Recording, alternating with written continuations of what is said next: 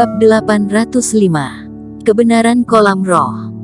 Aku juga tahu, tapi aku tidak bisa menggunakan Reiki sekarang, dan tidak banyak metode yang bisa kugunakan. Erikin juga penuh ketidakberdayaan, kali ini ia bernostalgia di saat Reikinya penuh.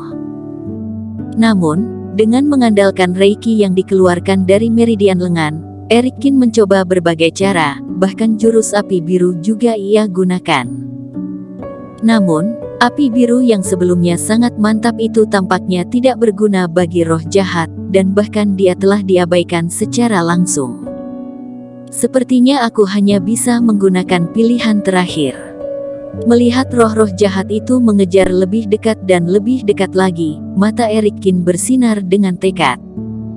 Begitu dia mengulurkan tangannya, dia langsung menghancurkan segel cahaya pedang yang diberikan lelaki tua itu. Tanpa segel ini, cahaya pedang yang bergerak di sekitar kolam roh tiba-tiba bergetar, seolah-olah mereka telah menemukan targetnya. Apa yang kamu lakukan? Iblis Fu dengan panik berkata, kamu tidak dapat menangani roh-roh jahat ini, dan kamu masih memprovokasi para cahaya pedang itu. Apakah kamu mengerti apa yang dimaksud dengan membuat musuh melawan sesama? Kalau tidak dicoba juga sama saja akan mati, lebih baik aku mencobanya saja. Mata Erikin dipenuhi kegilaan. Duduk dan menunggu kematian bukanlah gayanya, dia tidak akan pernah menunggu kematian. Kali ini, Erikin tidak hanya melarikan diri, tetapi juga terus-menerus menembakkan semua jenis energi, membombardir cahaya pedang itu. Tiba-tiba, kolam roh menjadi sangat kacau, roh-roh jahat dan cahaya pedang semua bergegas menuju Erikin dengan gila. Ini juga rencana Erikin, semakin kacau semakin baik. Di atas kolam roh, tetua pedang benar-benar membatu. Dia benar-benar terkejut dengan apa yang dilakukan Erikin, dan dia tidak bisa berkata-kata. Anak ini gila ya. Dia masih bisa berpikir seperti ini. Selain itu, apakah ini kolam roh yang biasanya? Dia telah menjaga kolam roh selama bertahun-tahun, dan dia tidak pernah melihat kekacauan ini di kolam roh. Di dalam kondisi bahaya, juga akan mendapatkan keuntungan besar. Iblis Fu, bantu aku membuat sebuah jimat. Erikin bergegas menuju dasar air, dan kelompok roh jahat dan cahaya pedang di belakangnya benar-benar tak terlihat lagi. Dia menghela napas kepada Iblis Fu. Iblis Fu tidak tahu mengapa, tapi dia juga dengan cepat membuat jimat yang paling murni. Di sini saja. Erikin tiba-tiba berbelok, bergegas ke arah cahaya pedang, dan kemudian bergegas menuju dasar air. Dia meninju lubang yang dalam di tanah dan tiba-tiba terjun ke dalamnya. Cahaya pedang itu kemudian melesat ke depan dan semua meledak ke area ini. Seolah-olah meteorit yang tak terhitung jumlahnya jatuh, suara keras meletus dari dasar kolam, bumi terus bergetar, dan seluruh area dipenuhi dengan berbagai aura. Di atas kolam roh, ketiga lelaki tua itu merasa bahwa kolam roh itu seperti air mendidih, terus-menerus berguling dan bergetar. Mereka menunjukkan kegugupannya. Tetua pedang, bagaimana? Tanya tetua putih prihatin. Erikin dan cahaya pedang bertabrakan satu sama lain, mungkin mati. Tetua pedang menghela napas. Anak ini masih cukup pintar, tahu bagaimana menggunakan aura pedang untuk membubarkan roh jahat, tapi aura pedang ini terlalu kuat, tidak ada tubuh manusia yang bisa menghentikannya. Kedua tetua terdiam beberapa saat, dan tetua hitam menghantam tanah dengan kepalan tangan. Melihat Erikin menjalani hidup dan mati sendirian, dia tidak bisa berbuat apa-apa. Jangan menyerah, menurutku anak ini tidak akan mati dengan mudah. Tetua putih menyemangati. Dibombardir oleh begitu banyak cahaya pedang dan dikejar roh jahat, jika dia benar-benar bertahan pada akhirnya, aku sangat mengaguminya. Tetua pedang menghela napas. Di dasar kolam. Dalam 1 jam terakhir, turbulensi yang disebabkan oleh cahaya pedang perlahan berhenti. Dan di atas dasar air yang awalnya datar, Ada lubang besar yang sangat mengejutkan, seolah-olah terkena pukulan yang tak terhitung jumlahnya oleh seorang raksasa. Roh-roh jahat yang mengikuti sebelumnya tidak segera pergi, tetapi berkumpul bersama dan menyelimuti air yang ada di daerah ini. Serangan aura pedang itu membuat mereka kehilangan jejak Erikin untuk sementara waktu, tapi mereka jelas tidak menyerah. Benda-benda ini belum pergi. Jauh di dasar kolam, sepotong batu giok tersembunyi di pasir tebal. Erikin bersembunyi di ruang penyulingan obat. Dia dengan hati-hati mengeluarkan jejak kerohanian dan mengamati dunia luar dengan cermat.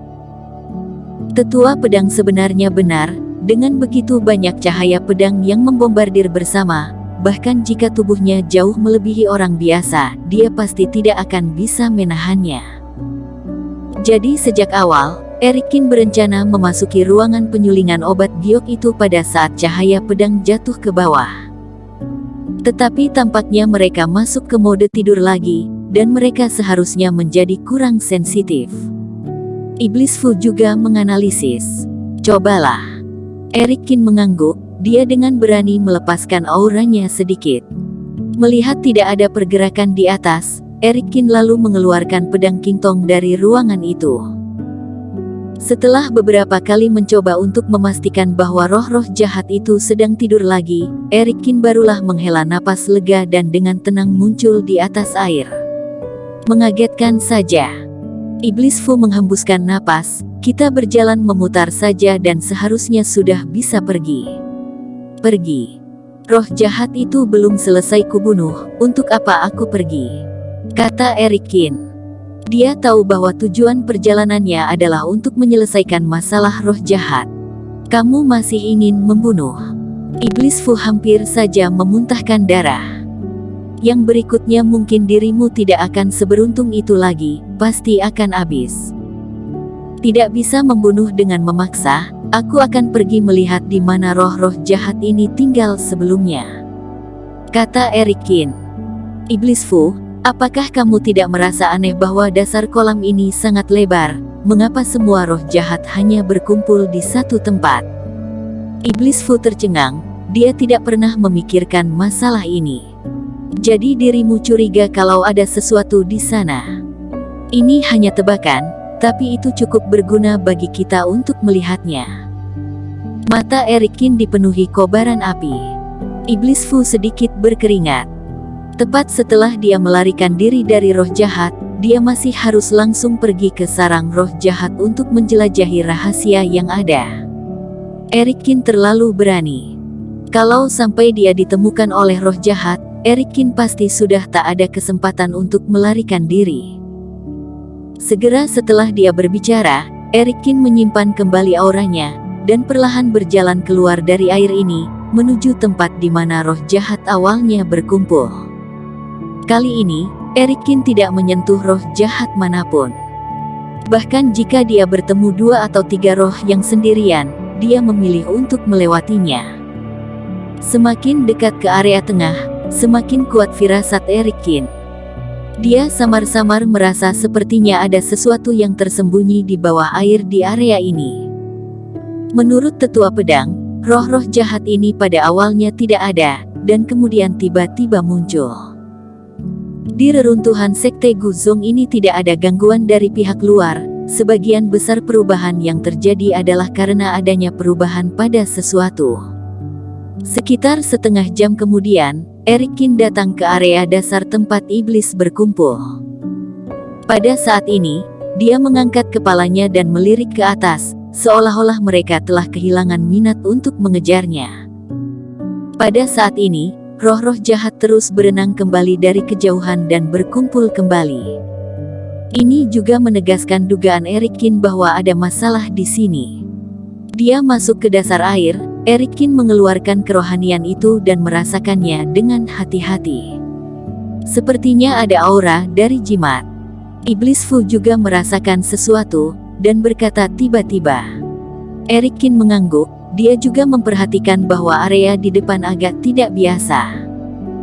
Melangkah maju, Erikin perlahan menggerakkan energinya untuk membersihkan semua pasir, air, dan tanaman di tanah. Serangkaian cahaya redup tiba-tiba menyala dari dasar air dan terhubung, seperti mantra yang rumit. Ini. Eric Kin sambil berpikir, dia menandai jimat ini dan berjalan maju lagi. Segera, Eric Kin menemukan 7 karakter jimat raksasa yang remang-remang. Bersambung.